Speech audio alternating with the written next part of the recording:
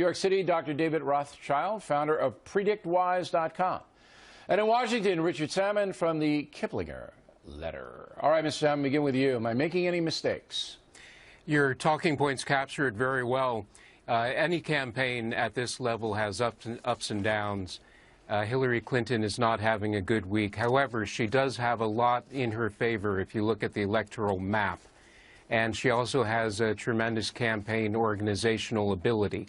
That said, she has a passion deficit. She needs to rally the base more than her current arguments have. The base, the far left base is with Sanders. But didn't the polling yesterday surprise you? Pennsylvania, Ohio, Florida, Trump's right with her. I mean, yes. Didn't that surprise you? You say the electoral map. Trump wins all three of those states, he's likely to be president. Very well. With some of the states that you mentioned, they have a Democratic foundation. However, they are flippable, and she has to be careful about states exactly like the ones you mentioned, Pennsylvania and Virginia and Ohio. This is an election year that is in flux, and to assume that one state will go the way it has in the past is probably wrong. I agree. I think the rules have changed this year. Now, Doctor, we had you on a few days ago. PredictWise was given, I think it was 3-to-1 odds that Hillary Clinton. 70% for Hillary? 70%. Okay. That's almost 3-to-1. Yeah. All right. 70% that Hillary Clinton would win. Have you changed now with this latest Quinnipiac poll? They haven't changed very much because what I see is that this week wasn't great for her, but it was all in the realm of things we expected to happen. We thought she was going to lose West Virginia. She lost West Virginia, and as you pointed out... But she got pounded. She didn't just lose. Well, I mean... She got creamed. She was expected to not do very well with the demographic that we expected to come out, and as you're saying, we expect her to rebound in the later primaries, and it looks like she may even put some resources, more than she was going to, into some of those primaries. And quite frankly, it is hers to win. She's going to win it.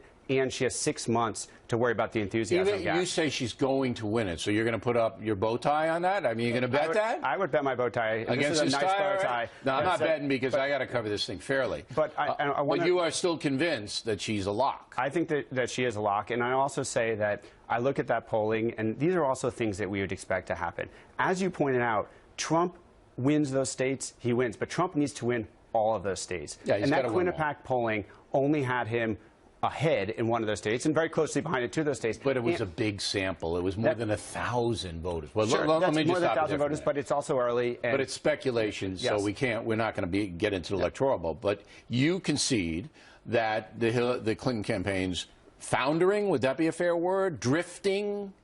What I would say is that the Hillary campaign did not have a great week, but this is nothing outside the realm of expectations. I see this as a more inherent problem. What about my contention that Hillary Clinton's got to expand her message? That if she keeps going farther and farther left to compete with Sanders, that's just wiping out all the moderate independents. They're not going to even listen to her when she comes around. Mr. Salmon. Yes, and with Hillary Clinton's message, it needs to be a more powerful and dynamic message than it has been. And that will probably come in the fall. All things are going to change after the political conventions. The fall debates, for instance, I continue to think they will be very important. Yeah, I agree. And she will show up.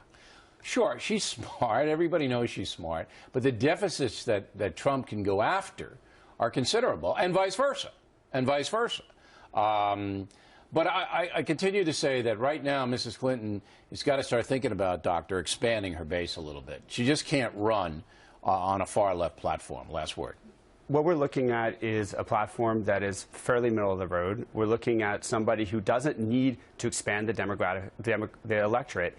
The electorate that won for Obama is more than enough for her to take this time around. She just needs to hold ground at Obama and not lose too many other states. Okay, so she's got to hold what he put together. She has to hold what he put together, and she's not any further to the left than he is. And so if Obama was able to win in 2012, he's then the most liberal president of all time. Well, if that is your contention, that he's the most liberal president of all time, and that Hillary is more conservative, that's not my contention. And he won I don't know where she is. And he won in 2012. That puts Hillary in very good shape with the general population. When she comes in to talk to me, we'll find out where she is on a political spectrum. All right, gentlemen.